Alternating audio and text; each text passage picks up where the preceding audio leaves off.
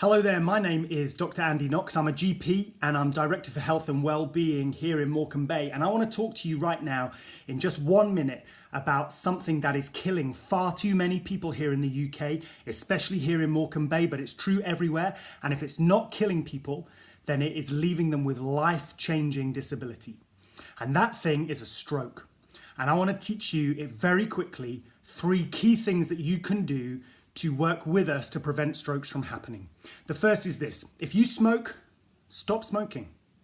The second thing is this: if you have high blood pressure, and by that I mean your blood pressure is more than 140/90, so when your heart's squeezing the blood round, we need the number to be less than 140, and when it's relaxing, we need it to be less than 90.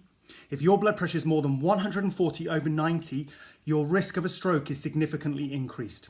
And there are lots of things you can do to help bring your blood pressure down, like increasing activity, stopping smoking, making sure that you have low salt and low caffeine in your diet. But if you're making all those lifestyle changes and still your blood pressure is high, you need to make sure that you're on the kind of medication that can also help bring your blood pressure down and keep you healthier for longer.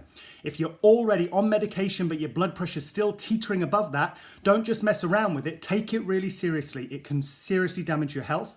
It can damage your kidneys, but it's the stroke risk that's the problem. So come see your nurse practitioner or your practice nurse or your GP, and let's get your medication sorted to get it right.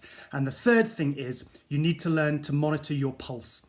An irregular pulse can signify a condition called atrial fibrillation, and that seriously puts you at risk of a stroke. If you've got atrial fibrillation, you need to be on the right kind of medication to slow your heart down, to keep it at a good rate, and also to make sure that your blood is nice and thin. Those things will protect you brilliantly. So if you take your wrist like this and take 3 fingers on the other hand and just place them in that bit near where your thumb is, okay? And just monitor it, and you should feel your pulse just boom, boom, boom, boom, nice and regular.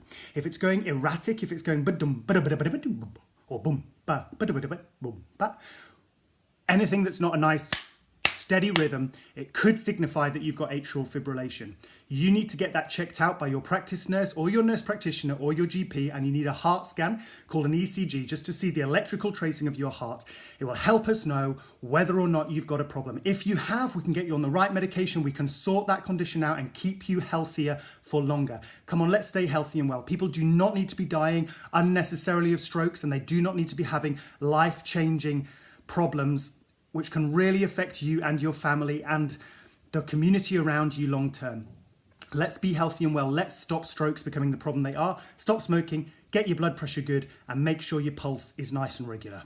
Hope you found that helpful.